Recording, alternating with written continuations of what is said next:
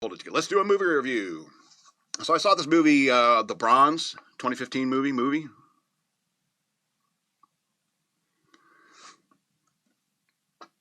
So who wants to see Bernadette from Bang Bang Theory naked? I do. Absolutely, I do. She's the hottest chick on that show, and you're like, oh, Kelly Cuoco. I was like, yeah. But Kelly Cuoco, or whatever her name is, she got the Jennifer Aniston treatment. It's like, no bra, let them high beams, keep those high beams on throughout the show. However, Bernadette has a cute, she's the cutest chick, but with the loserous guy, which is very, very Jewish. But when I saw this movie, I was like, who is that? Why does she look familiar? And it was like, oh, after I heard her say words like nachos a couple times, I was like, oh, that's Bernadette from Big Bang Theory, the hottest chick on Big Bang Theory, a show I cannot stand because it's a dumb show about smart people. And but I was always like, she's the sexiest. But when I saw her in this movie without the makeup and being a little more crass, and she has quite a foul mouth in this movie, she's freaking even more gorgeous. The freckles, like, I don't understand how women think that freckles are unattractive or they get self-conscious about it. I understand there may be some issues with filming somebody with freckles on television or something like that. But when it comes to a woman's beauty, is like, I love freckles. That stuff is sexy as shit. I feel like if I got a pen and I started connecting the dots on you from head to toe, not only would that be very, very arousing, I feel like maybe God is sending us messages on freckled people. Like if we connect the dots on all the freckled people, it might come out to a code that we can stick into AI. Say, what does this mean? And then we could be like that silly organization, the Weavers, where they count the threads to decide what happens, what's going to happen in the future. What was that goofy movie? Wanted? Yeah? Can't believe I never reviewed that one because what a silly premise. Anyways, but the premise of this movie is she plays this character named Hope.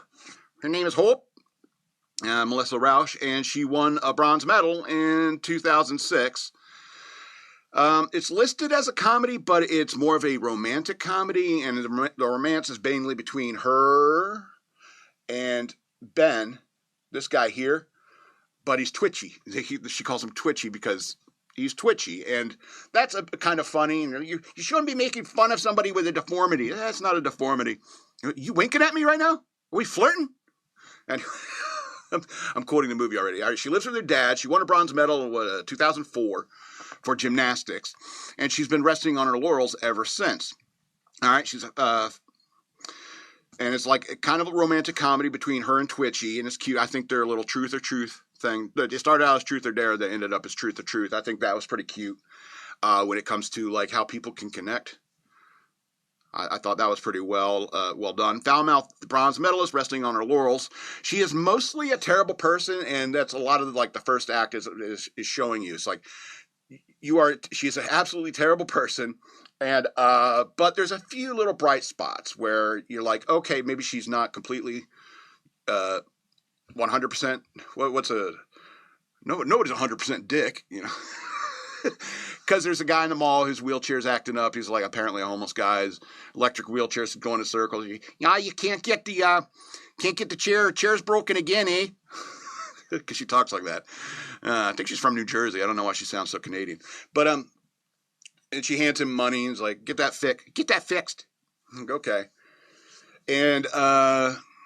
And then there's a scene where she's like walking in the main strip of her town, and she sees a cigarette butt on the ground. She gets mad and picks it up and throws it away. So she cares about her town, her little small town in Ohio. I think Amherst, Ohio is the name of it, where she's like the only bronze medalist, and so she's got like her own parking spots. People give her stuff for free and all that, and she's been resting on this, for like 10 years. Resting on her laurels for like 10 years. And so this new up-and-coming gymnast is an Olympic hopeful, and is being trained under Hope's old trainer, who ends up dying. And so one thing leads to another, and she ends up training the young girl. Yeah, and by the way, Hope's bronze medal victory or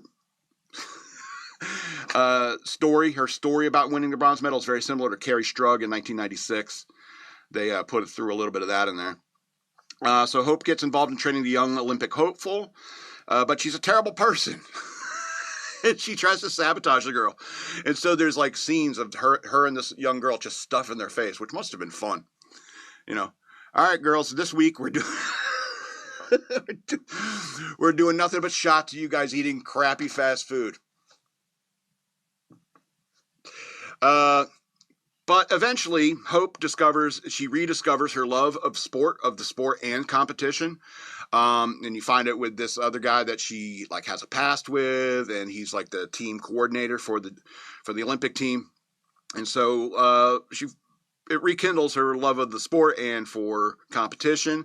I find this movie very positive on women's sports, even though it mentions some of the truths about women in gymnastics, such as infrequent periods and how developing breasts can really throw off your balance and like, well, you're a woman now, can't do gymnastics anymore.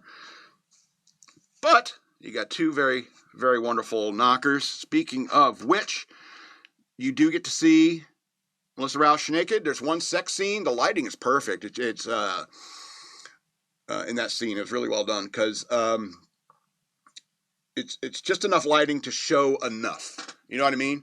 Very clever lighting. Lighting's very important, obviously, in movie making. But the sex scene is so, how can I put this? Silly and ridiculous that you're just like, I hope gymnasts don't really have sex like this. Excuse me.